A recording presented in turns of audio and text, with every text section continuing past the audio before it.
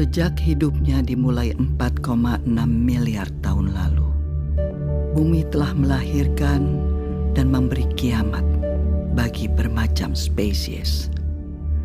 Deretan keajaiban alam diikuti deretan bencana. Deretan keajaiban itu antara lain adalah munculnya makhluk bersel satu, lahirnya fotosintesis, evolusi makhluk multiseluler, munculnya banyak kingdom. Jutaan spesies lahir, serangga, krustasea, ikan, amfibi, reptil raksasa, mamalia, hingga akhirnya genus Homo yang jadi nenek moyang spesies kita. Sapiens lahir 2,5 juta tahun lalu. Tapi semua itu diikuti dengan oksigen holocaust. Letusan gunung supervulkanik, meteor jatuh, kepunahan massal pertama, kedua, ketiga, zaman es, pemanasan global, zaman es mencair, kepunahan massal keempat, kelima, hingga akhirnya Homo sapiens.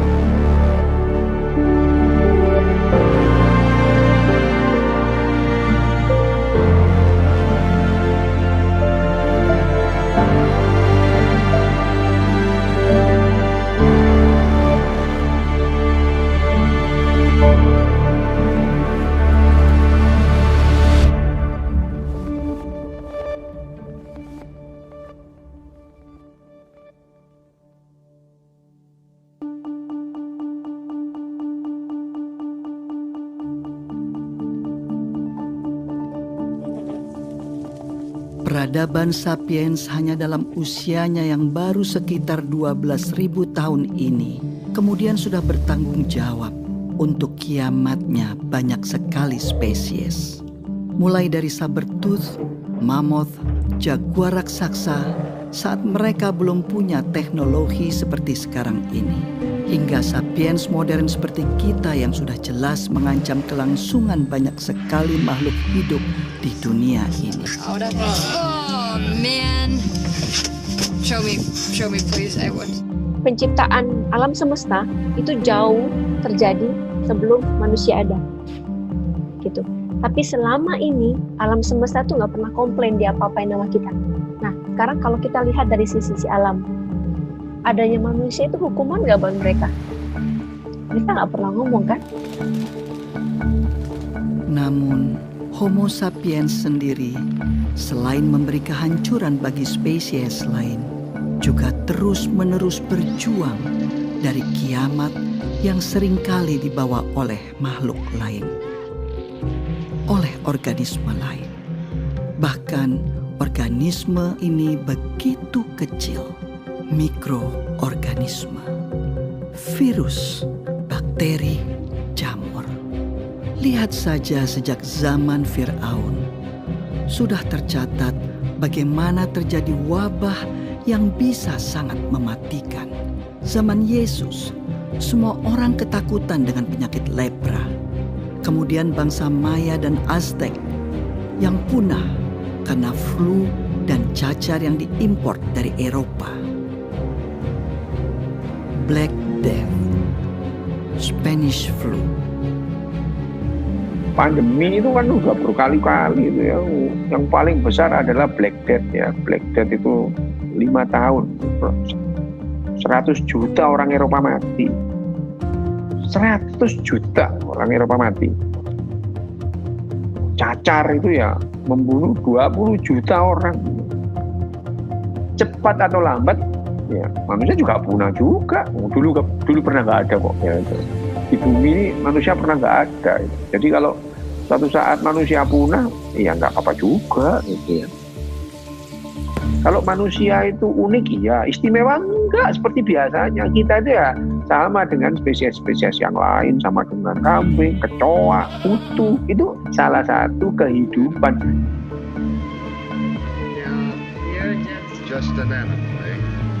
Apakah kemudian dengan tingkat kecerdasan yang seperti ini manusia itu menjamin dirinya survive? Enggak, itu enggak. Kecoa itu ya, kecoa itu jutaan tahun masih ada. Itu. Kita belum apa-apanya kecoa itu kalau soal survivability. Tapi kan kecoa nggak bisa nyanyi. Itu adalah keunikan manusia. Apakah spesial? Apakah khusus? Apakah istimewa? Enggak, berbeda aja, cuma berbeda.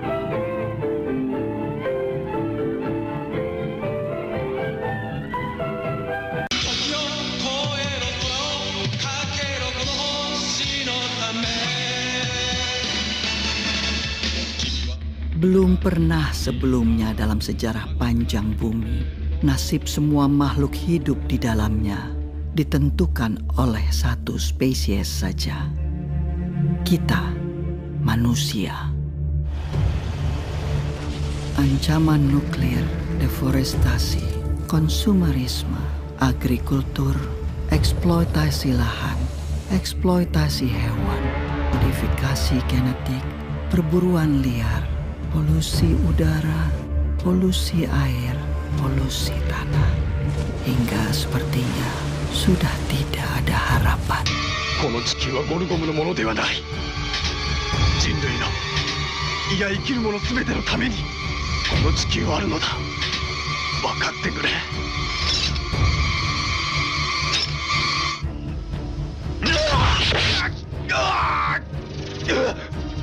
Manusia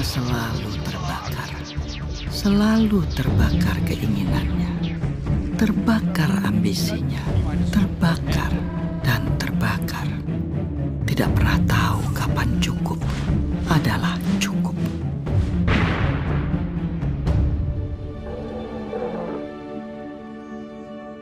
Tidak seperti seekor singa yang memakan satu zebra dan dengan damai membiarkan kawanan zebra lainnya lewat, tanpa panik memikirkan untuk mengisi kulkasnya. Kalau dalam pemahaman saya, ego itu adalah sense of I, sebuah rasa bahwa ini adalah saya, dan saya ini sesuatu yang terpisah dengan apa yang bukan saya. Insting untuk bertahan hidup itu menurut saya sudah ada di dalam organisme terkecil, bahkan makhluk satu sel pun punya insting buat bertahan hidup, apalagi manusia gitu yang terdiri dari 70 triliun sel ini gitu. Maka kita kemudian belajar untuk mengakumulasi aset sebanyak-banyaknya. Aset itu bisa macam-macam, bisa keterampilan, bisa kekuatan, bisa jabatan, bisa harta benda. Karena itu bagian daripada insting buat bertahan hidup yang bilang bahwa karena hidup ini tidak pasti, tidak bisa diramalkan, dan beresiko, maka saya demi bertahan hidup harus mengamankan saya dan semua perpanjangan dari saya, anak cucu maksudnya. Saya nggak peduli dengan yang lain, bisa artinya orang lain, bisa artinya planet bumi ini. Sehingga ketika dia dihadapkan pada dua pilihan, yang satu pilihan yang tidak merusak lingkungan hidup, yang satu pilihan yang merusak lingkungan hidup, basis pemilihannya bukan merusak atau tidak merusak, tapi mana yang akan memaksimalkan potensi saya buat bertahan hidup. Dia tidak melihat lingkungan hidup adalah bagian dari saya. Kita nggak ngeh bahwa tubuh kita ini dibentuk dari apa yang kita makan dari planet ini. udara ini adalah bagian daripada planet ini yang kita hirup. Gitu. Tapi kita nggak lihat bahwa dia terkoneksi dengan kita. Bahkan dia jadi bahan pembentuk dari bagi badan kita. Makanya kita bilangnya saya dan ini lingkungan. Padahal sebenarnya dia sangat terpaut. Secara biologis, secara filosofis, sangat terpaut. Chinese health authorities are still working to identify the virus behind the mysterious pneumonia that had broke out in kasus positif virus corona pertama di Indonesia. Ada 2. Let's take a look at the global pandemic numbers now. There are more than 1.7 million cases of COVID-19 around the world.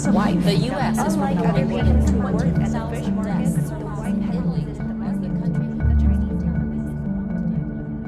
Kalau kita bisa menerima bahwa saya ini nggak superior, saya dan COVID-19 atau siapapun virus yang ada nantinya sebetulnya punya level yang sama. Kita sama-sama ada di alam semesta ini, mau sama-sama hidup kok. Tapi selama ini saya merasa di atas awan.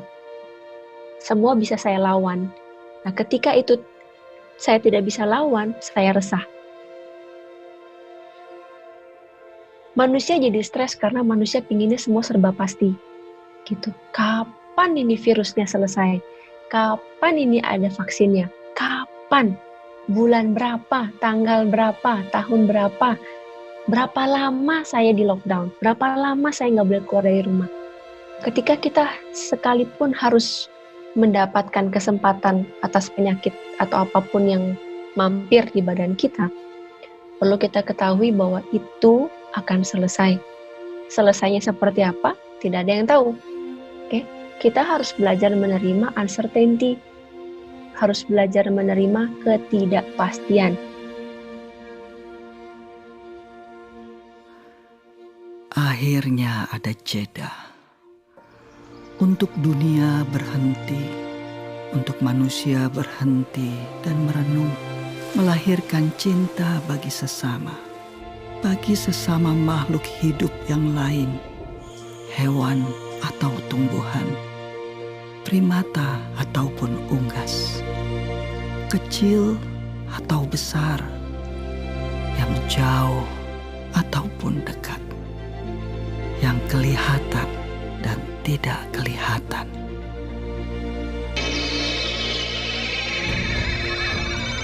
Virus COVID-19 ini sampai hari ini membunuh 120.000.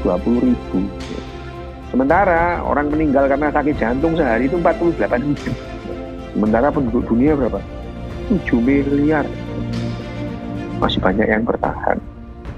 Tapi ya namanya manusia, ya dulu pernah nggak ada di bumi. Cepat atau lambat juga akan punah. Tapi apakah karena COVID-19? Enggak lah, gitu ya. Kamen Rider wa shinda. Nagaku kurushii tarakai no sue shinda no da. もはやこの地球を救う者はいない。ゴルゴムの横暴に任せるしかないのか。誰がこの美しい地球を救うのだ。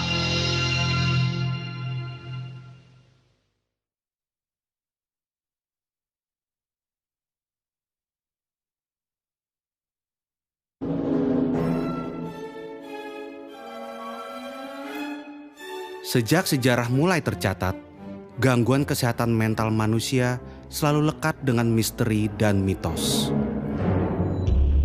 Pengidap gangguan jiwa lekat dengan stigma negatif seperti kesurupan, santet, sihir jin, muslihat setan, kutukan dewa, kutukan Tuhan. Dan secara global, stigma yang diskriminatif ini lekat terus hingga abad ke-18. Di otak itu ada ratusan sirkuit yang saling bertentangan, saling mendukung. Ada hormonalnya, ada neurotransmitternya. Akhirnya variasinya banyak. Seluruh bagian otak akan itu bertanggung jawab atas mental disorder. Bukan hanya satu atau dua bagian.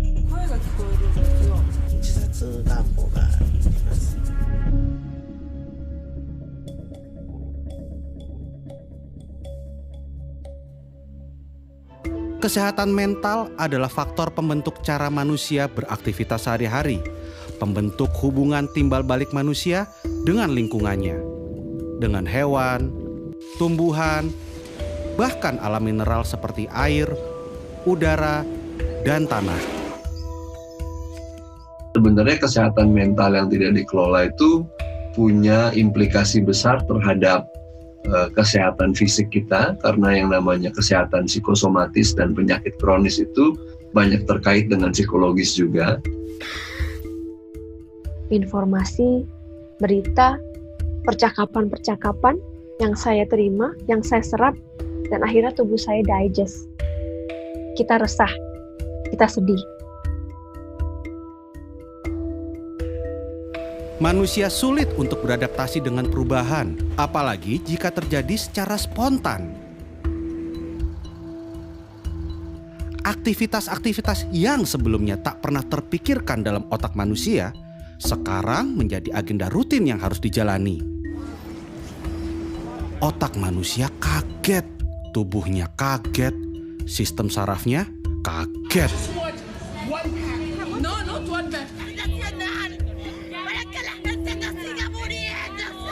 And as their frustration boils over, Committed suicide apparently after becoming. Kebijakan ini ternyata justru berdampak pada peningkatan kasus kekerasan dalam rumah tangga di sejumlah.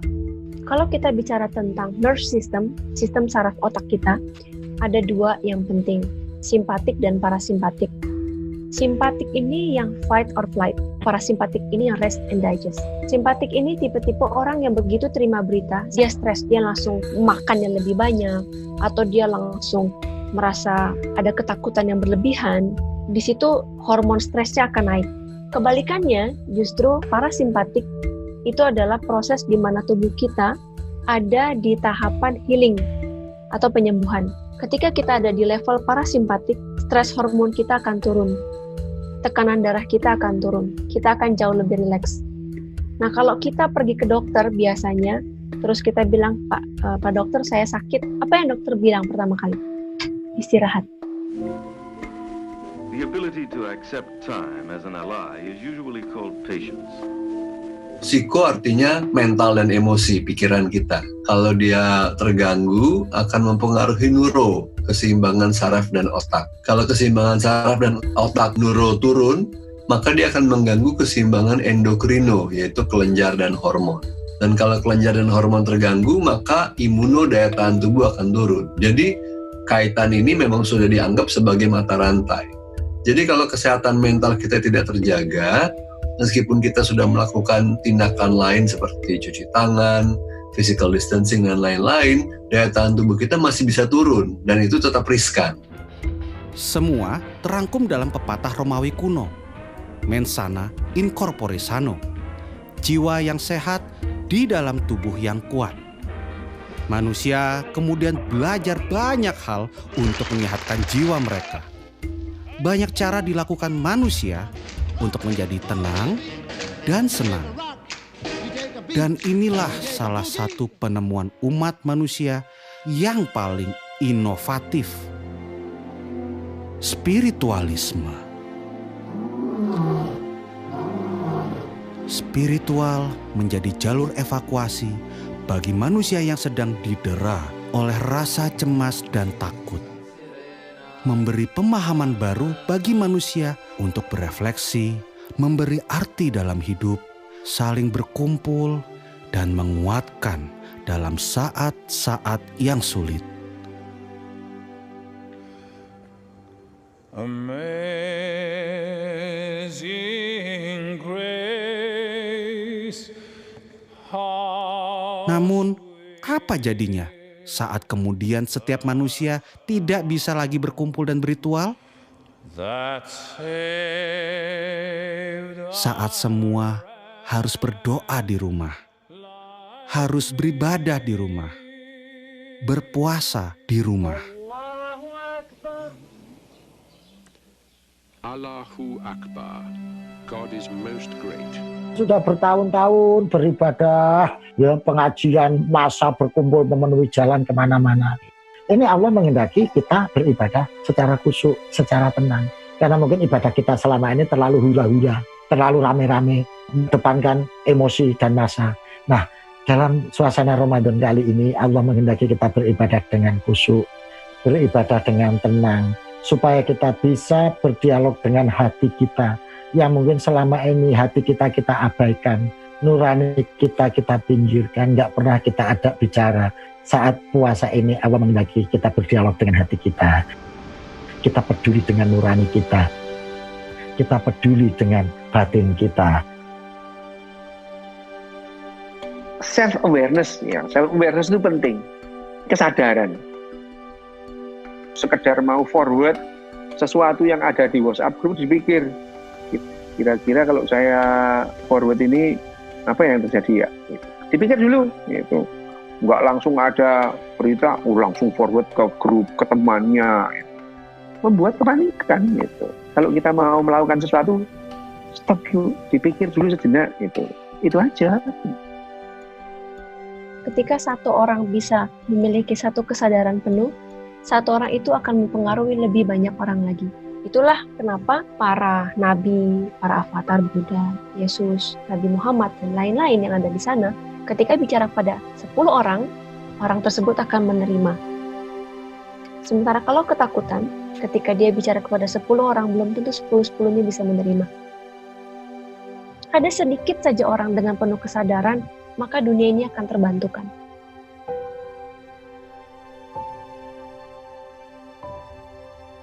Ya ayyuhal nafsul mutmainnah irji'i ila rabbiki radiyatan mardiyah. Wahai jiwa-jiwa yang tenang, jiwa-jiwa yang teduh, kembalilah ke Tuhanmu. Kalau hati kita ini bersih, jiwa kita ini bersih, maka batin kita sehat, fisik kita sehat, jiwa kita sehat. Menurut saya kesadaran itu adalah yang paling menjadi fondasi bagi kesehatan mental dan emosional. Orang yang awam ketika dibilang kata sadar, dia nggak ngerti apa yang dimaksud dengan kata sadar pada umumnya. Kita pikir sadar tuh artinya insaf gitu. Padahal kesadaran itu kan sebenarnya lebih kayak perhatian yang mengamati secara netral, dan salah satu bagian daripada penyembuhan itu adalah menyadari tanpa menilai atau menghakimi. Itu yang namanya menerima kan sebenarnya. Tubuh yang kuat di dalam jiwa yang sehat. Corpore sano in mens sana. Spiritual itu adalah hasil kerja otak kita. Jangan dibalik, gitu ya. Jangan dibalik bahwa spiritual itu mempengaruhi otak. Bukan, spiritual itu juga hasil kerja otak kita. Diperlukan nggak sih manusia? Perlu untuk ketenangan. Kalau tidak ada spiritualitas itu manusia itu lebih gampang menderita, gitu ya. Lebih gampang menderita. Tapi dengan spiritual bukan berarti orang itu lepas dari penderitaan, ya tidak. Gitu. You know the joke of a man hanging onto a cliff? He says, "Please God, save me." And God says, "Have faith and jump."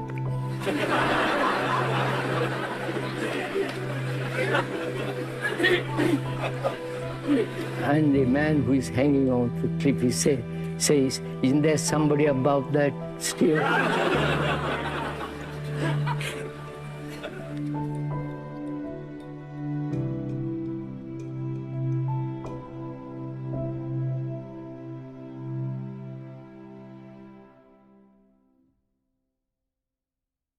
There are only three kingdoms: animal, vegetable, and mineral. Maybe this little thimble belongs to a kingdom all of its own. The fourth kingdom. The kingdom of plastics. Plastics? Banyak alasan mengapa plastik menjadi salah satu bagian yang tidak bisa terpisahkan dari peradaban manusia modern. Murah, tahan lama, dan praktis. We use plastics in every aspect of our lives. Engineering, the home, decoration, medicine, art, and games. Segala macam alasan mendukung terciptanya plastik. Plastics come from many different raw materials. Saat itu, penggunaan kantong kertas dianggap membahayakan lingkungan. Semakin banyak kantong kertas, semakin banyak pohon yang ditebang. The demand for a wood that will not rot, that termites will not eat. Plastik ini adalah benda yang relatif baru ditemukan oleh manusia, kemudian baru dibuat secara masif itu mulai dari tahun 1950-1960. Produksinya kalau kita bandingkan sekarang itu 20 kali lipat lebih kecil. Sekarang itu adalah zaman plastik. Karena apa sih nggak pakai plastik? mulai dari kacamata saya plastik, baju kita kebanyakan plastik, apapun kayaknya itu udah plastik gitu.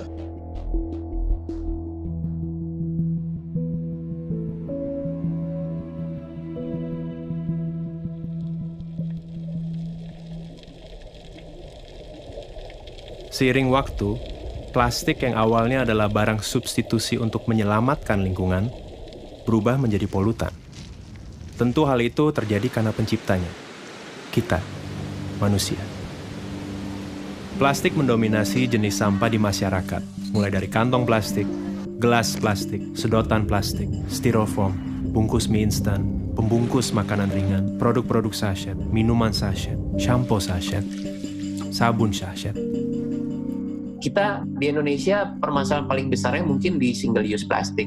Alasan dari para industri yang menjual produk-produk dalam sasetan itu adalah karena daya beli masyarakat di Indonesia yang lemah. Karena ketika dijual dalam bentuk langsung 500 gram, mereka nggak sanggup beli. Indonesia ini unik banget, karakter sampahnya ini berbeda satu daerah dengan daerah yang lain. Mayoritas sampah di ibu kota dikirim begitu saja ke TPA gitu, dan setiap 2 hari sampah ibu kota Jakarta itu bisa membangun 1 candi Borobudur banyaknya. Sifatnya yang sangat sulit terurai, pelan-pelan menjadikan plastik sebagai penghuni tetap bumi. 80% sampah itu berasal dari kegiatan yang ada di darat, 20% berasal dari kegiatan yang ada di laut. Bahkan di Palung Mariana, di sana udah ditemukan sampah plastik. Berarti sampah plastik itu ada di tempat yang banyak orang sampai tidak pernah ada orang masuk ke dalam sana. Plastik yang manusia gunakan untuk membungkus dan memberi umur yang lebih panjang bagi makanan mereka, kemudian menyelinap masuk ke piring mereka. Tanpa sadar, manusia juga menimbun plastik berukuran mikroskopik dalam sistem pencernaannya. Kita baru aware terhadap polusi plastik itu mungkin baru tahun 2000-an lah gitu, di mana laut kita ternyata ada 5 triliun pieces plastik dan kemudian ada lebih dari 250.000 ton plastik gitu di laut, yang kemudian ini akan terakumulasi di biota-biota yang pada akhirnya dikonsumsi oleh manusia.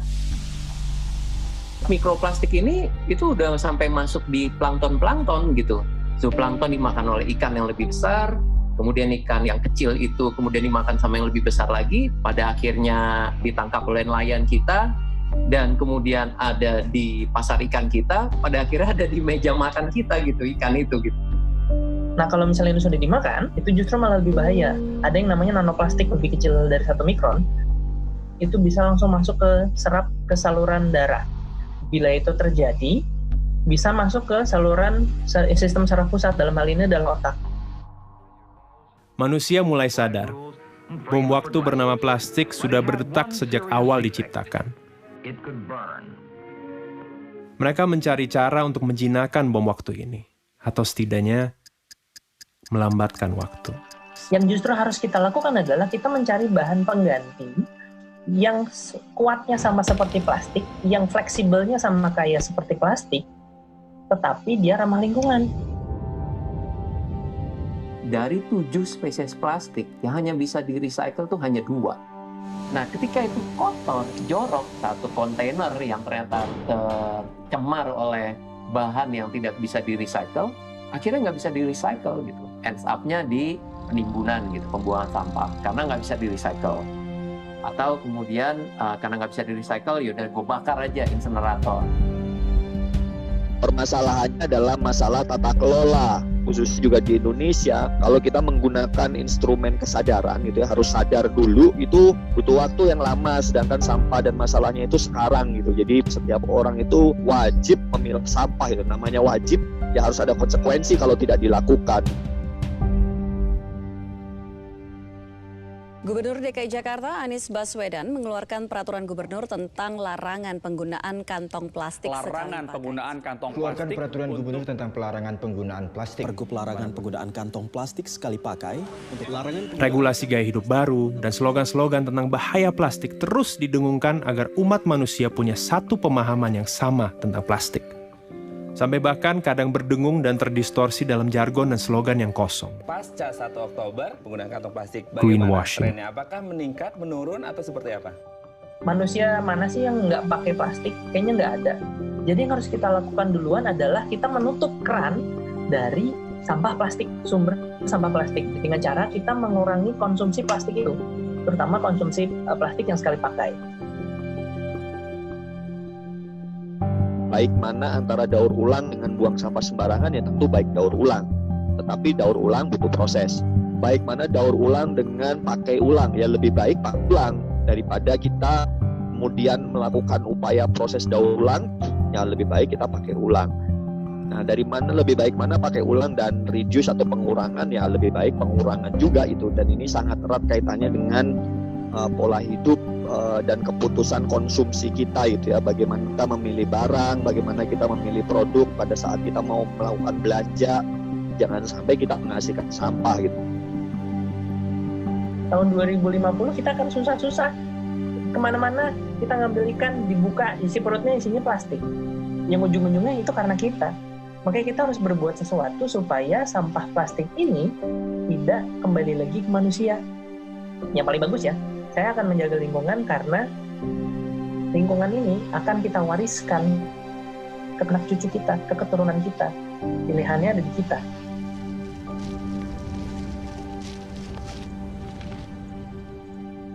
Ke informasi selanjutnya, wabah virus corona mulai berbagai virus corona berdampak positif terpapar corona. Social distancing. Social distancing pick up impact of social distancing. Sampai dengan film ini dirilis, kita sedang terancam oleh pandemi COVID-19.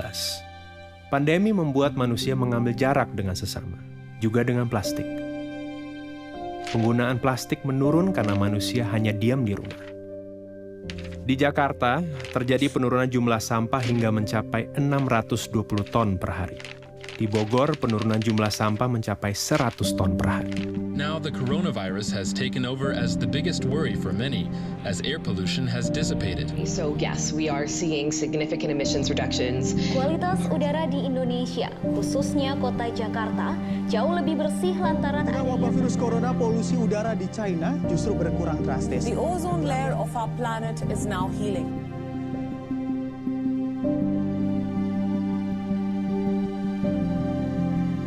Namun bagaimana setelah pandemi ini usai? Nah, kalau saya berpikir, nanti kalau saya sudah mati, kemudian nanti ditanya malaikat, kamu dulu ngebuang sampah berapa banyak nih? Ini akibatnya loh, nanti jangan-jangan dikasih lihat, oh ini sampah yang sudah saya buang sembarangan ke sungai, nanti dimakan sama ikan ini. Waduh, kayaknya dosa saya banyak nih.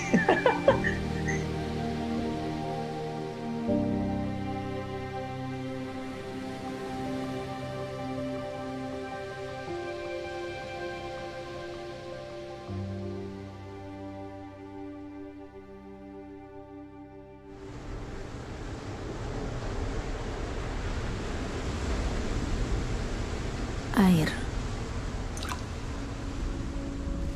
Dalam satu tetes air, ada berjuta kehidupan, berjuta bentuk. Yang kamu lihat sekarang ini bukanlah luar angkasa. Ini adalah sebuah galaksi tersendiri, semesta tersendiri, dalam setetes air. Pencarian tanda kehidupan di ujung semesta selalu berasal dari pencarian akan air. Liquid water has been found on Mars. Scientists have suspected that frozen water could survive in permanently shadowed craters. NASA's Hubble Space Telescope has directly imaged what may be plumes of water vapor on Jupiter's icy moon Europa. Di tangan eksploitasi manusia, air menjadi sumber hidup, sumber peradaban, sumber energi, transportasi, industri, agrikultur, rekreasi, dan akhirnya gaya hidup.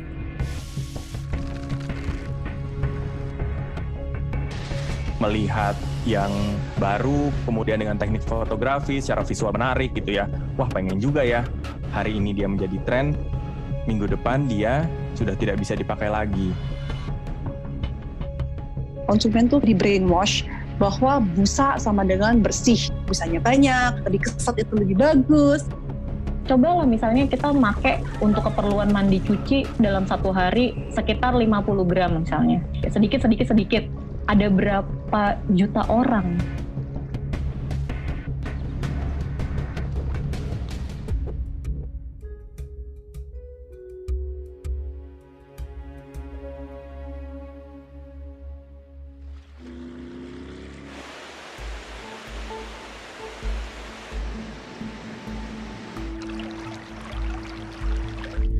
Air yang kita anggap akan dan selalu ada, bukanlah sesuatu yang selalu ada dan berasal dari bumi.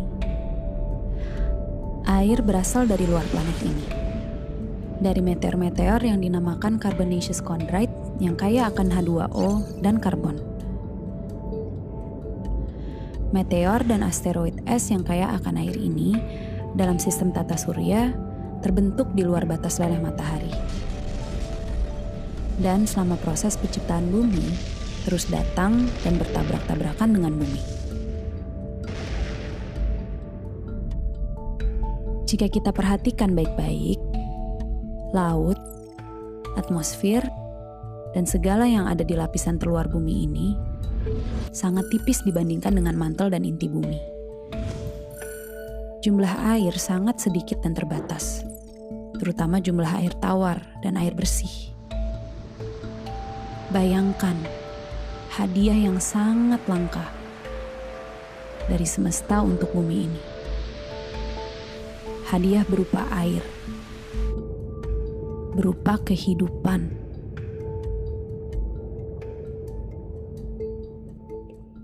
Three, two, one. See? It's a cloud. It's the water cycle. It's science. Selain air, kehidupan pun bersiklus.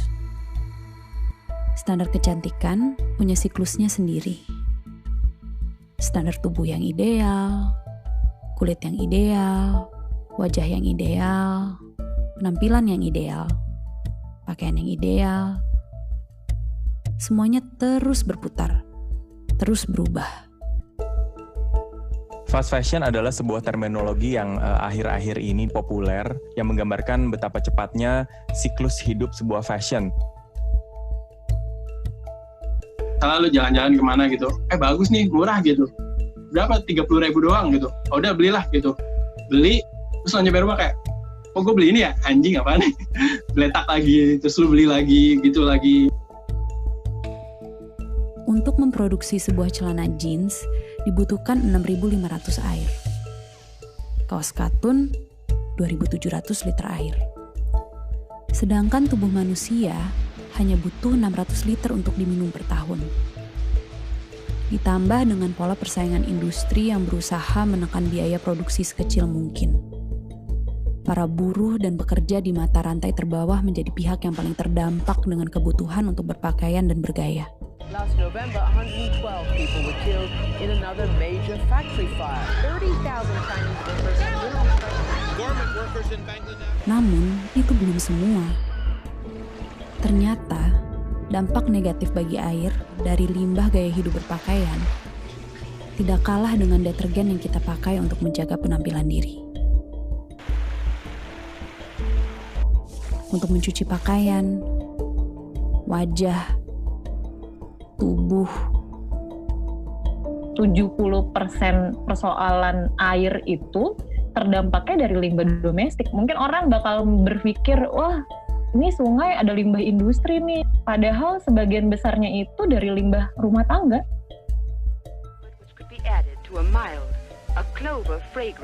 SLS adalah bahan kimia yang wajar ditemukan di dalam kandungan produk-produk pembersih dan kecantikan. Beberapa penelitian mengaitkan kandungan ini dengan resiko kanker, iritasi kulit, dan pencemaran lingkungan. Senyawa ini biasanya ditambahkan di sabun atau di skincare gitu ya, menghasilkan busa gitu. Jadi dia bisa membilas kotoran, bahkan minyak. Other kind can give you you never in all your dishwashing life. Bisa aja sabun yang nggak ada busa dan bersih. Pelan-pelan tuh konsumen itu kayak di brainwash bahwa sabun makin banyak bebusanya itu tuh makin bersih. Padahal it's actually not true. Busanya ini nggak mudah degradable, kayak masuk ke water stream kita, masuk ke sewer dan yang lain-lain. Ini yang menjadi problem. Nggak pernah kepikiran kan, selama ini kita pikirin fokusnya di packaging, di plastik, dan segala macam. Tapi ternyata ya nggak kelihatan itu loh yang udah disiram masukkan ke selokannya itu yang kita nggak pernah nggak pernah pikirin gitu kan. Ternyata itu dampaknya tuh jauh luar biasa, lebih gila lagi.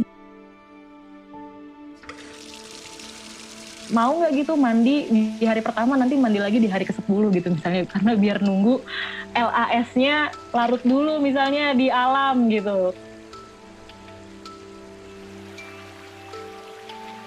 Sebuah penelitian di Institut Aerospace Stuttgart menemukan bahwa air menyimpan suatu bentuk memori secara mikroskopik. Dari satu gelas air yang sama, saat diteliti tiap orang berbeda, gambaran mikroskopik yang dihasilkan juga sangat berbeda. Menghasilkan memori air yang berbeda. Saat satu jenis bunga dimasukkan ke dalam air, lalu air tersebut diambil dan dilihat secara mikroskopik, hasilnya menyerupai bunga tersebut. Saat jenis bunga lain yang dimasukkan, kemudian secara mikroskopik pun visual yang ada berubah. Semesta yang ada berbeda. Semesta seperti apa yang ada di dalam setetes air deterjen? Memori seperti apa yang kita rekam untuk semesta lewat tetes-tetes busa tersebut?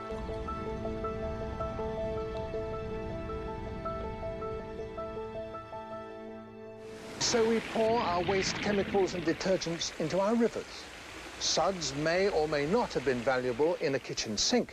In a river, they can be lethal, killing the plants and the fish.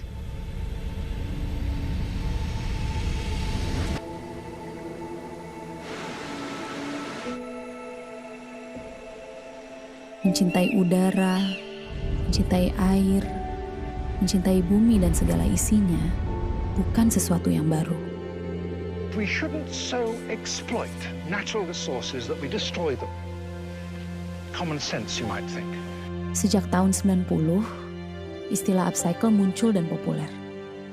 Upcycle yang berarti memanfaatkan barang-barang bekas untuk memberi nilai yang lebih, mengupgrade gerakan recycle yang hanya sekadar mendaur ulang. Upcycle mengajak kita kembali mengingat cara hidup nenek dan kakek kita, yang penuh pertimbangan, tidak boros, yang penuh kesadaran dalam konsumsi. So she takes her time and sees that everything she gets is fresh and good. Pandemik yang terjadi membawa orang merubah prioritas hidup. Kita jadi lebih mementingkan apa yang kita pikirkan. Buah pikir kita menjadi lebih orisinal dan lebih otentik karena tidak terbungkus oleh kebutuhan-kebutuhan kita untuk menunjukkan siapa diri kita. Yang tadinya tidak bisa keluar rumah kalau tidak pakai baju merek ABC dengan parfum ABC dan makeup ABC, sekarang menjadi lebih simple untuk menyikapi dirinya gitu. Prediksi 10 tahun ke depan tuh orang lebih memilih merepair atau merenew atau memperbarui bajunya dia yang udah ada dibandingkan dia beli baju baru. Tempat gua aja itu kan tukang jahitnya dekat pasar, ada kain sisa di sana. Kalau misalnya tuh kain kagak diambil, itu diambil sama tukang bakso, sama tukang soto yang ada di pasar Kebayoran Lama. Itu buat lap gerobak, selesai itu dibuang. Terus akhirnya gue kesana, itu gue ambil, gue bawa pulang. Terus gue olah di rumah, gue potong-potong, gue komposisiin. Itu gue oper lagi ke abangnya. Terus nanti dia yang ngejahitin. Jadi kayak secara nggak langsung tuh kain sisa dari tempat dia yang nggak kepake. Itu bisa ngasilin duit buat dia. Kesadaran tentang kosmetik fair trade dan ramah lingkungan sudah dimulai sejak tahun 70-an. To seek out only natural, sometimes crazy-sounding ingredients. Bananas for her shampoos, mud creams from India. Dan walaupun pada akhirnya para pelaku kosmetik fair trade dan sadar lingkungan terus tergilas roda industri, jejak perjuangan kosmetik ramah lingkungan terus tumbuh. memang ada drawback-nya. Karena dari segi harga, itu jauh banget bedanya. Kayak SLS itu kan murah banget, mungkin sekilo 10.000, 20.000. Nah, sedangkan kalau bahan-bahan natural itu sekilonya bisa juta-jutaan gitu. Jadi harganya berkali-kali lipat. Solusi itu bukan di produk, 80% solusi itu dari dalam diri kita sendiri. Dan itu semua mulai dari pikiran. Jadi yang sudah kita lakukan ini sebenarnya adalah memilah. Kita terlalu banyak memilah sehingga kita tidak tahu bahwa keseharian kita itu sebenarnya juga merusak lingkungan. Fast fashion, slow fashion, sustainable fashion, semuanya adalah berbagai bentuk pilihan. Di satu pihak, fast fashion juga dibutuhkan karena ada orang yang tidak bisa membeli barang-barang slow fashion karena kebanyakan slow fashion harganya juga tinggi. Apakah kemudian berhenti membeli kaos? Nggak juga. Bukan industri yang harus dicolek, tetapi diri kita dan mindset kita yang harus dicolek. Butuh nggak sih lo kaos? Lo kan kaosnya udah banyak. Akan memberikan sebuah value nggak untuk diri lo? Karena sebenarnya, kalau buat saya, mencipta fashion itu adalah memberikan solusi. Menjadi sebuah titik bersyukur pada diri sendiri. Air itu seperti cerminan sih. Apabila dia hidup bersama dengan manusia-manusia yang memang baik, itu artinya kita sadar secara utuh esensi hidup seperti apa, maka air yang ada di dekat kita tuh pasti akan baik kualitasnya. Itu cerminan. Di tengah rumitnya permasalahan pencemaran air, pemanasan global, kualitas hidup para buruh, konsumerisme dan industri, serta berbagai macam keruwetan yang kelihatannya sangat kompleks. Mungkin kita bisa memulai perubahan yang sangat nyata dengan cara yang sangat sederhana. Lewat gaya hidup, lewat pakaian, dan sabun.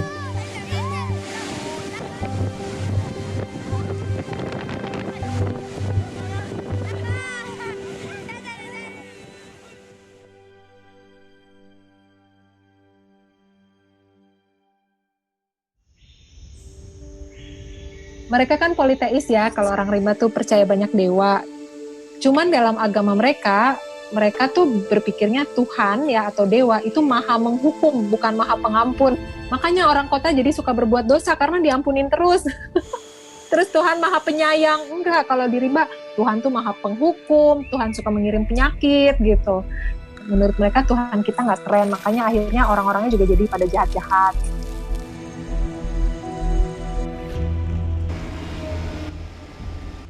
Bunuh diri, kalau kita tidak menjaga hutan kita itu bunuh diri, dan udah kelihatan kan sekarang. Pendidikan di sekolah sekarang ini nggak memberikan awareness ke kita bahwa kita ini benar-benar ada di ujung tanduk gitu loh.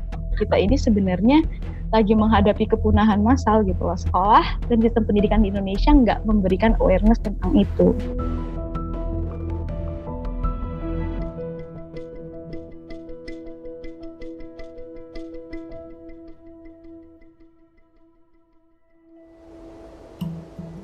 Sebelum lanjut berbicara tentang kehutanan, kita perlu tahu dulu tentang konsep keragaman hayati atau biodiversitas. Arti biodiversitas adalah keragaman berbagai jenis kehidupan yang ada di bumi. Bagi kita semua yang tinggal di kota dan jauh dengan hutan, kehidupan alam liar mungkin hanya bisa kita lihat di televisi. Namun pada kenyataannya, udara yang kita hirup, air yang kita minum, dan makanan kita semua bergantung pada biodiversitas. Beberapa contoh sangat jelas. Tanpa tumbuhan tidak akan ada oksigen. Tanpa lebah tidak akan ada proses pembuahan. Hutan adalah rumah bagi biodiversitas di bumi. Kalau bahasa klise kan selalu dibilang hutan itu paru-paru bumi tuh. Aku melihatnya sih bukan sekedar hutan. Kalau kita menyia-nyiakan pengetahuan manusia yang paham tentang hutan, yaitu orang rimba, masyarakat-masyarakat yang tinggal di hutan, kita semua yang akan rugi gitu. Di bumi sudah ditemukan 1,7 juta spesies makhluk hidup dan diperkirakan ada 9 juta spesies yang belum ditemukan dan tercatat. Namun, hanya sejak 40 tahun terakhir, jumlah hewan liar di dunia berkurang hingga separuh. Separuh. Peradaban manusia sudah menghantarkan spesies-spesies lain menuju kepunahan 1000 kali lipat lebih cepat dibandingkan proses alaminya. Padahal, tidak ada satupun individu atau satu jenis spesies yang dapat hidup sendiri tanpa makhluk hidup lain. Kalau orang rimba bilangnya konsep kulkas. Itu aneh-aneh karena mereka pakai bahasa kota. Mereka kan lihat kulkas ya di kota. Apa ini kulkas? Katanya. Aku bilang ini makanan. Kenapa ditaruh situ? Supaya awet. Supaya kalau orang mau perlu ambil sedikit aja. Begitu kenyang, ya udah nggak ngambil lagi. Sisanya ditaruh di kulkas. Oh, kami juga punya kulkas di hutan. Sehutan-hutan tuh kulkas karena kami ngambil secukupnya. Besok mau ambil lagi gitu. Orang kota menganggap hutan itu bukan kulkas gitu. Mungkin kayak supermarket yang harus dijarah gitu. Kalau buat orang Rimba enggak, kenapa aku ngambil sedikit? Karena besok saya perlu lagi. Yang mereka lakukan itu investasi. Aku menginvest kebaikan supaya besok kebaikan itu bisa aku ambil lagi gitu. Selalu dalam kalimat klise kita semua berkata, melestarikan lingkungan untuk anak cucu kita. Untuk generasi yang akan datang. Dan sekarang, inilah suara anak cucu tersebut.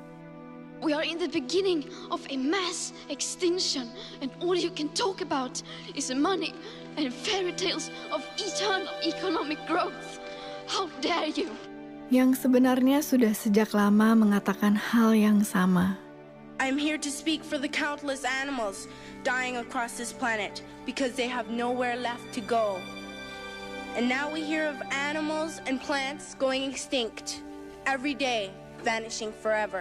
Dan di Indonesia ada Salsabila, pelajar berusia 16 tahun, bersama dengan grup Jaga Rimba yang ia dirikan. Kalau kita lihat fenomena alam, bagaimana alam bekerja, ini kan nggak seharusnya seperti itu. Kita panik tapi kita nggak bisa ngapa-ngapain karena di sekolah kita nggak pernah diajarkan untuk peduli dengan sekitar kita.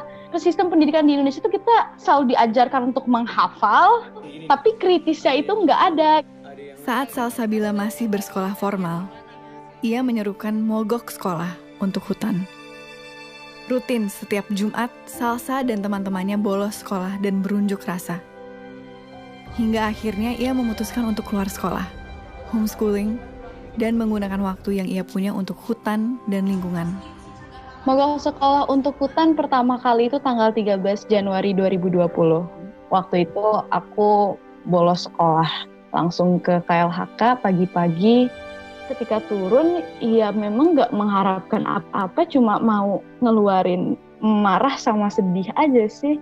Dan mereka awalnya ya kayak ketawa gitulah, kamu idealis banget sih. Oh udahlah sekolah aja dan lain sebagainya gitu.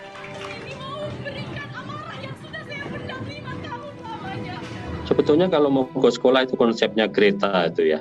Saking keselnya dia terhadap situasi yang ini kok hanya ngomong aja ini para pakar dan semua ini ya. Nah, tapi kalau di Indonesia itu tidak perlu dilakukan, justru minta waktu kepada sekolah untuk menyampaikan pesan-pesan mereka, tidak justru meninggalkan sekolah.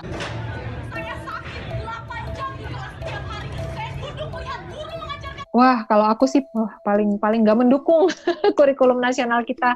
Kalau menurut aku, anak-anak masih nggak punya kepentingan ekonomi kan dan politik gitu. Sebenarnya kan setiap anak lahir sebagai saintis tuh, punya keingintahuan yang besar, punya daya kritis yang tajam, budaya dan pendidikan yang menghancurkan mereka kan. Jangan aneh kalau ada sekolahan yang datang ke masyarakat pedalaman yang masih banyak kobra. Tapi begitu digigit kobra nggak tahu cara ngobatinnya. Seharusnya kalau di sekitarmu banyak kobra, ya kamu harus tahu.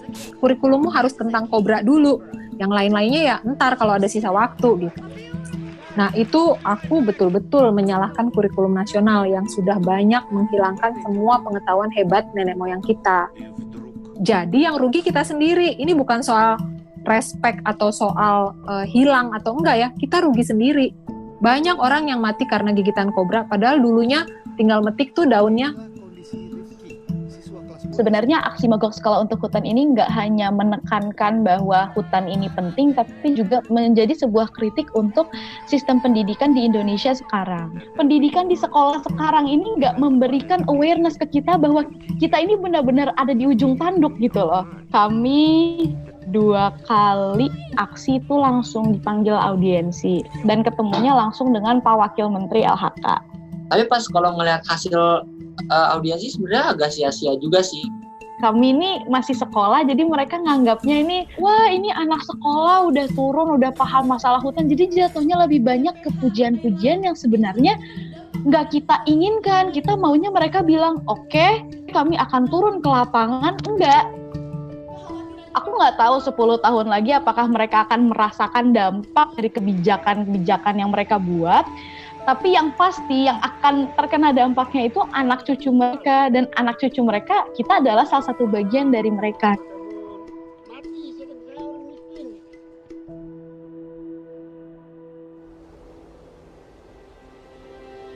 Hutan yang damai juga rupanya menyimpan koneksi yang kuat dengan patogen. Kebanyakan patogen tidak berbahaya bagi penghuni hutan, karena mereka telah melalui proses evolusi bersama di hutan.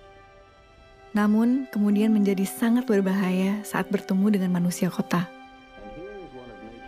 HIV, Zika, malaria, Ebola, Nipah, semuanya berasal dari daerah perbatasan hutan yang digunduli. Kalau biodiversity tadi terdisrupted, yaitu virus-virus akan keluar dari hotspot rumahnya masing-masing. Konsep keramat hutan secara ilmiah erat dengan bahaya patogen yang tidak dikenal tubuh manusia. Pilek gitu kan, kita batuk, kita masih bisa tetap jalan. Orang memang nggak kena pilek langsung tumbang. Jadi secara genetik nggak terbiasa. Gitu. Kalau saya malaria langsung tumbang gitu ya. Mereka malaria tetap aja nggak, kayak bersin aja malaria tetap aja bergerak kemana-mana, nggak ada masalah. Makanya penyakit baru itu bisa betul-betul ngabisin populasi mereka. Ini waktu pandemik gini pada lari makin jauh ke dalam hutan, karena mereka takut sekali ya.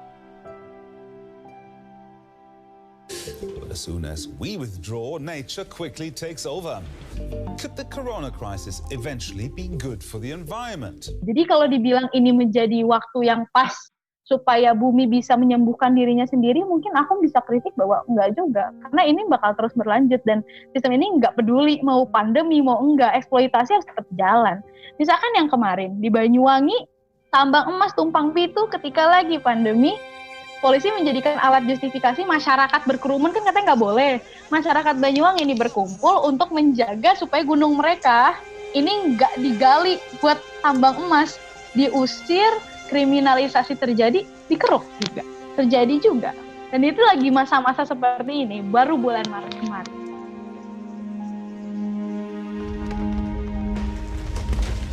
Rusaknya biodiversitas juga berpengaruh langsung pada perubahan iklim dan global warming. Dan permasalahan biodiversitas ini lebih gawat, karena saat suatu spesies punah, tidak ada jalan untuk mengembalikannya. Namun, kita semua bisa berperan langsung untuk mencegah hal itu. Pengundulan hutan selalu dilakukan dengan alasan agrikultur, membuka lahan peternakan, terutama sapi, minyak sawit, industri kayu, pertambangan, batu bara. Ini adalah produk-produk yang kita konsumsi setiap hari, non-stop. Minyak sawit ada di hampir semua makanan, mulai dari minyak goreng hingga coklat, bahkan dalam sampo dan sabun.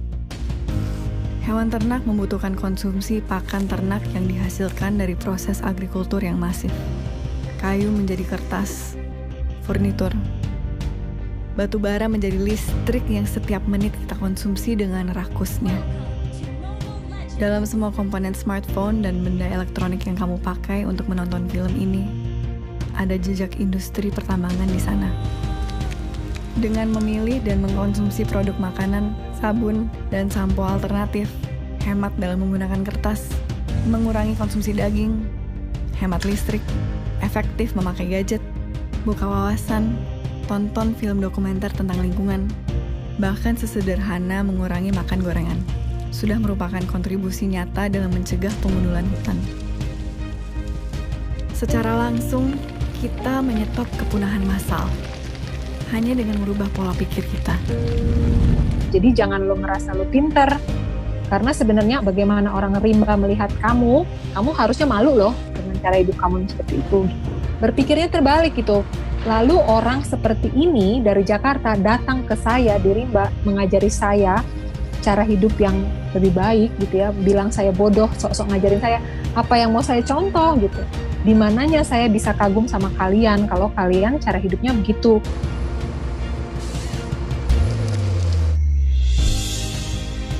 Tanpa hutan, tidak ada biodiversitas. Tidak ada lagi ekosistem. Tidak ada oksigen. Tidak ada lagi air. Tidak ada lagi kehidupan. Bumi ini bukan sekedar batu besar berpenghuni yang berputar mengelilingi matahari. Kehidupan bukan hanya berada di permukaan bumi. Bumi adalah kehidupan itu sendiri. Tanpa bumi, tidak ada kehidupan. Mana mungkin sebongkah batu yang mengelilingi matahari ini adalah makhluk yang hidup dan sadar, seperti kita. Manusia dengan otak dan kesadarannya adalah cerminan kesadaran kolektif bumi. Kesadaran bahwa kita adalah bumi. Bumi yang menjadi sadar dengan eksistensinya. Kesadaran bahwa kita semua dalam kehidupan ini saling terkait. Tidak peduli apa spesiesmu, negaramu, sukumu, apalagi agamamu atau Tuhanmu.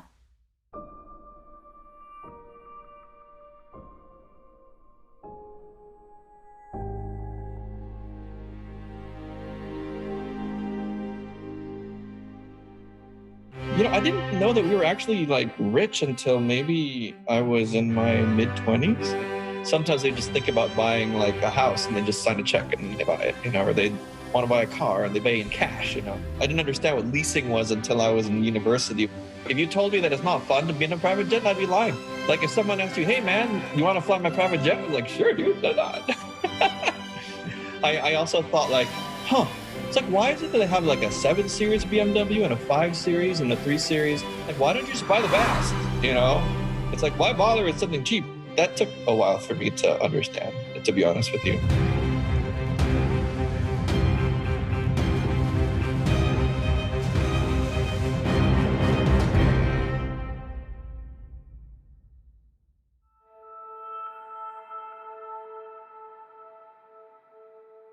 Manusia adalah spesies yang unik.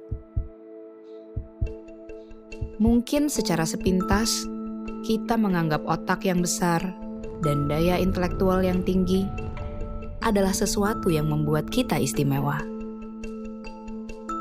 Namun, keunikan manusia yang paling utama adalah kemampuan kita sebagai spesies untuk membangun sebuah kesadaran kolektif, untuk membangun sistem.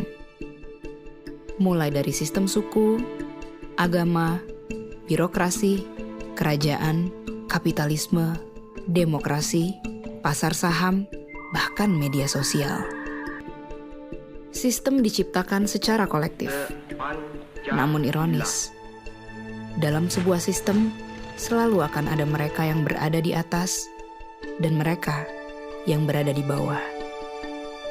Ada yang kaya, ada yang miskin. Ada yang populer, banyak yang tidak. Dan semua manusia yang berada dalam sistem tersebut akan selalu menjadi bagian dari perlombaan untuk mencapai puncak. Menjadi yang paling berkuasa, menjadi yang paling kaya, menjadi yang paling populer, dan berharap menemukan bahagia di sana. Kalimat klise, uang tidak membawa kebahagiaan, terdengar sangat naif.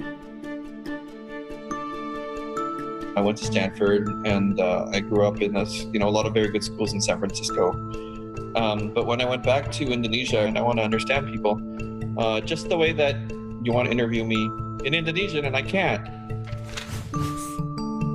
I probably lived about 20 years of my life in the family business, just basically being a puppet of my parents. And a lot of people probably look at me and say like, hey, I'm really lucky, you know, I'm born into a rich family. I could have whatever I want, you know, and my family is very influential, so I should have it good. Like, all the doors should be open to me. I should be happy, I should be lucky. The part that really made me feel sad was I wasn't happy. And like, you know, and I can't talk to anybody about it, because if I talk to anybody, they say, hey, you should be happy, because look at you compared to everyone else. One of the things that's hard about being in a family that has, you know, a lot of status and power is that you can't really talk to anybody, because you're told that you have to be careful, you can't. It's lonely, actually, being in this position.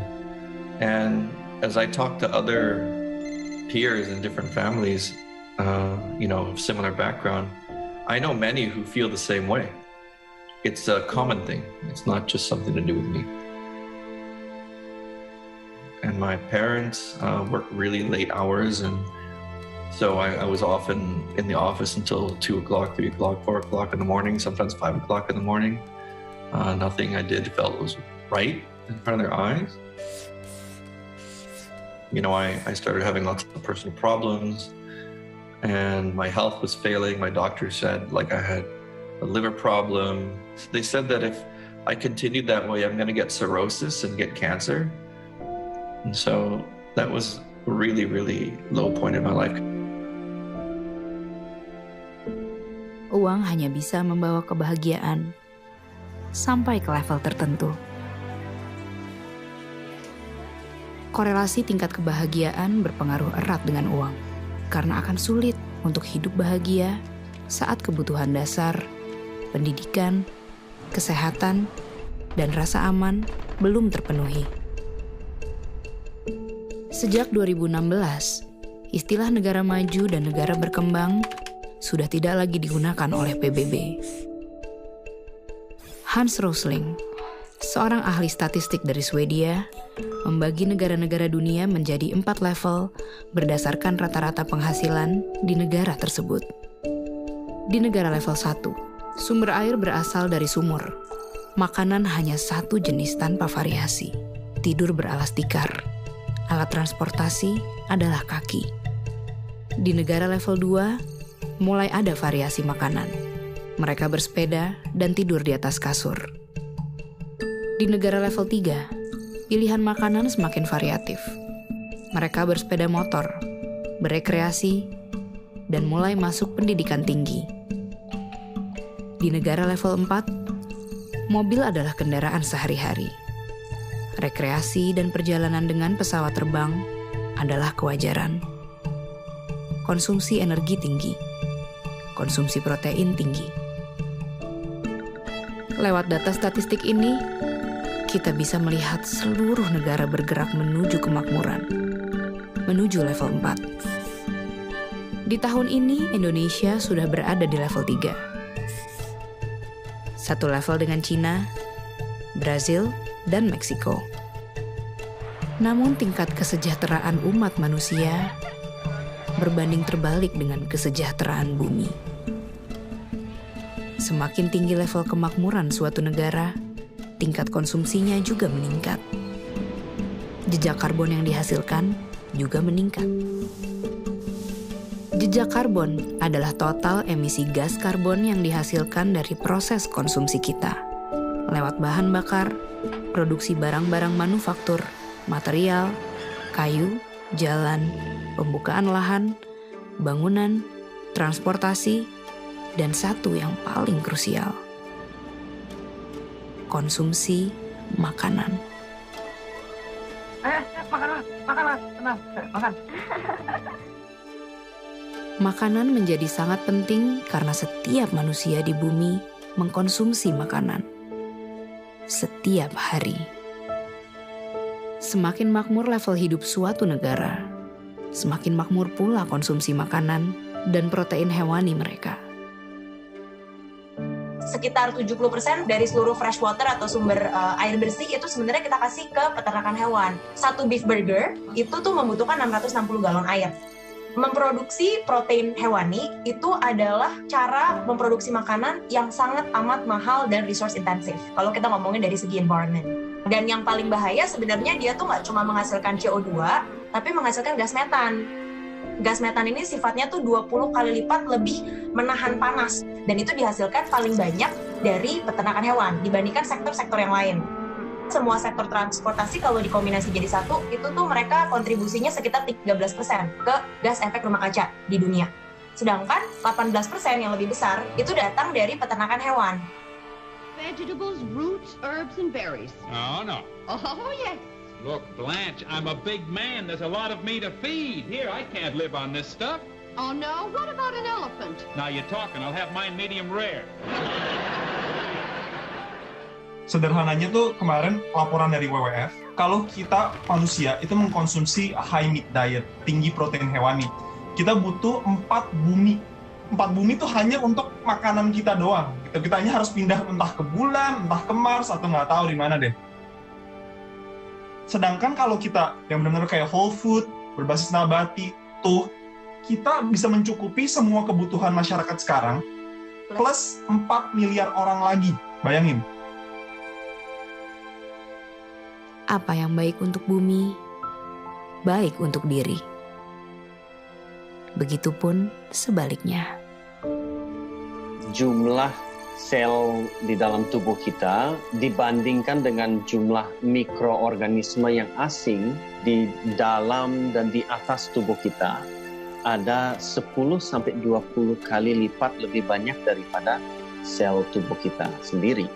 Itu juga salah satu filosofi dasar ya daripada pandangan saya terhadap kesehatan dan tubuh. Bahwa kita adalah mikrokosme daripada makrokosme. Saya kadang sebutkan bahwa setiap orang adalah planet.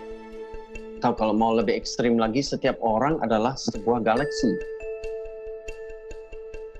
Kita adalah bumi terdiri dari banyak makhluk gitu ya. Bakteria, virus, prion, cacing, parasit-parasit yang lain itu adalah makhluk seperti kita di atas bumi ini. Makanya kondisi bumi akan selalu dicerminkan di dalam tubuh kita. Mungkin pernah dengar salah satu hormon pembawa kebahagiaan yaitu serotonin. Serotonin itu banyak orang berpikir itu diproduksi di otak kita. Tapi ternyata 90% dari serotonin atau hormon pembawa kebahagiaan itu diproduksi di dalam pencernaan kita. Yang bahan bakunya adalah serat. Yuk kenal dulu karo jagat aliting dewi. Kita kenal dulu sama dunia kecil yang ada di dalam diri kita sendiri. Jagat besar ini adalah yang di luar diri kita. Ternyata semua ini adalah satu. Kepahaman itu bahwa kalau semuanya ada satu, ngapain harus ribut? Kita melawan ABCD. Lawang itu adalah bagian dari diriku. Mengerti diri dulu, mawas diri dulu. Sektor peternakan kan berkontribusi 18% nih ke seluruh emisi gas efek rumah kaca. Kalau itu hilang 18%, kita tinggal mengurangi sedikit lagi karbon untuk bisa menyelamatkan bumi sampai masih dalam batas yang bisa ditinggali oleh manusia dengan nyaman. I was working in a job where every 2 weeks I would get sick. And I think it was just my body telling me, like, I don't want to do this. And so I left the company. Like, I didn't even bum it. I just disappeared. I just became the coward. I didn't resign. I just stayed at home and didn't show up. And I spent like the first 2 weeks just cleaning up my living room and turning it into a music studio. And my hope was that some people would come in and benefit from using the equipment. And I wanted just to be nice to people because I was sick of being told to be tough. And I was never good at being tough. And I wanted to do it in music. And that was really the only thing that I knew I wanted to do. And I knew that music makes me happy. That was the first time like in my life that I really didn't know what was going to happen next. That was the beginning of when I got better. Yang namanya vegetarian tuh jauh banget dari pikiranku ya.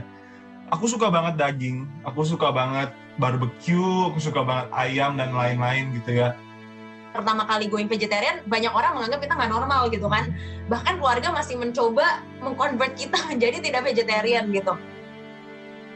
Kita selalu mikir kalau kita mau ngambil keputusan atau pilihan hidup, entah itu pola makan, pola hidup, itu semuanya harus sesuai dengan kata hati. Dan kalau kita in tune sama kata hati kita akan jadi questioning a lot of things yang dianggap normal sebenarnya.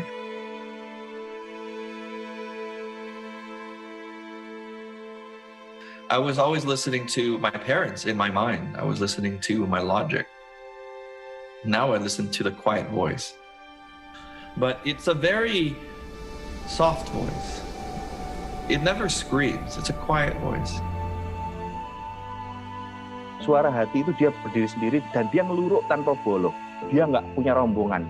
Nggak ada rombongan cemburu, nggak ada rombongan si takut, nggak ada rombongan khawatir, nggak ada. Stop. Just look at the mess you've made. Dan suara hati ini selalu tepat. Jawaban dari alam semesta yang murni, yang tidak difilter dengan pikiran kita. 3 years of faith with my heart, but I know now that there's a chance that I could make a living from that. And that wouldn't have happened if I wasn't listening to my heart and recognizing that if I do, then for sure miracles happen. Very clear. And then my parents, they don't say anything and suddenly they show up at the concert. Within 3 years, our team won 3 Emmy Awards. We won Best Pop Album. We won Best Jazz Album. We won Best of the Best. Ini kan perjalanan, Tok. Nerimo ing pandum, menerima apa yang sudah ada dan diberikan dan terberikan untuk. Bersyukur itu adalah sikap seperti itu, nerimo. Kita bersyukur untuk segala sesuatu, bukan pasif. Banyak orang, ya sudah ini kita nerimo, ada orang buang sampah. Kita buangin kalau perlu. Apa yang setidaknya kita bisa lakukan, kita lakukan. Asal kita tetap mengacu sama sebenarnya pola makan nenek moyang kita. Sebagian besar itu berbasis nabati, dan kita nanti akan bilang 90% ke atas idealnya, dan sisa 10%-nya itu masih protein hewani. Ini masih menjadi pola makan planetarian, ya, bukan vegetarian, bukan vegan, bahkan kita nggak usah ngomongin plant-based, tapi kita ngomongin pola makan ramah lingkungan. Pola makan planetarian. Ini tuh sebenarnya pola makan yang sesuai dengan anjuran dari climate change scientist. Kita actually bisa mereverse climate change dengan mengganti pola makan kita secara kolektif. Sebenarnya kuncinya nggak apa-apa dilakukan imperfectly, tapi dilakukan collectively.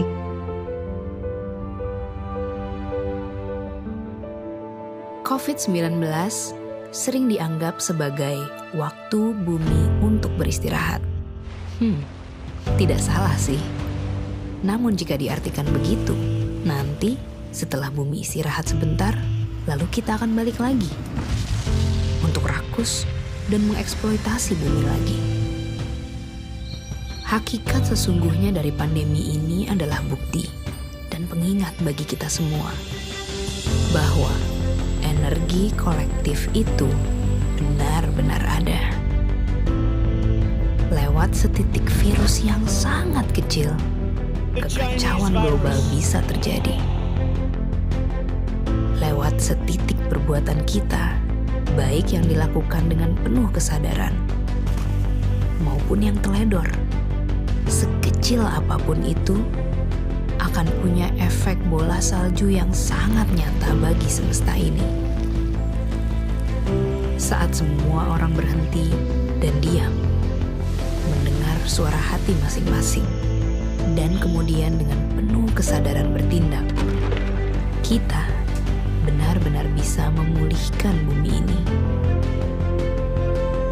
Kesembuhan bumi itu benar-benar nyata kalau setiap orang mau untuk ikut ambil bagian.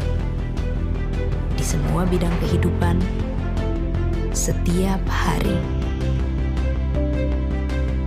Kita hanyalah setetes air di samudera, hanya setitik debu kosmik.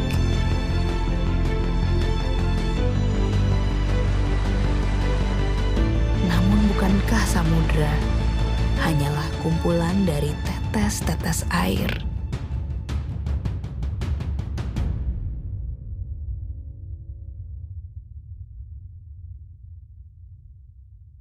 Ibu bumi, Bapa angkasa, mangku bumi, mangku angkasa, ingsun ngadeg setengahing jagat, manunggaling kawula Gusti.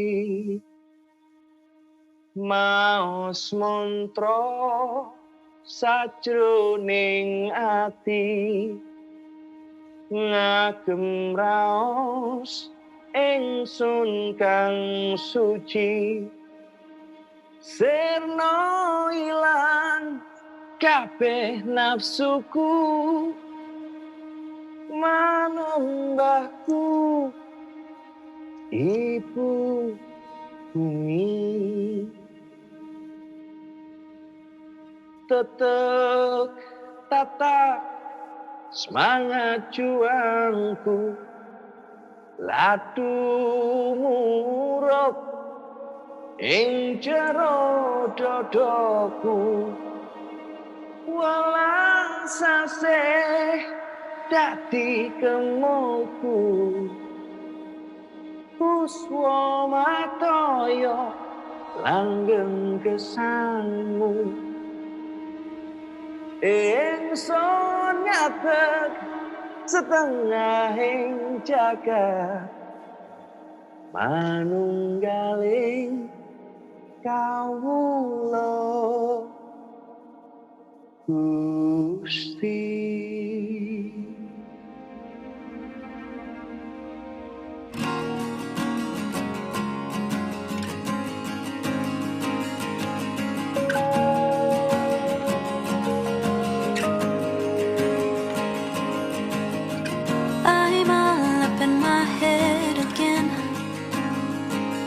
Didn't think that it would come this soon. Yeah, and although the sun will rise again, oh, I just wanna be on my own.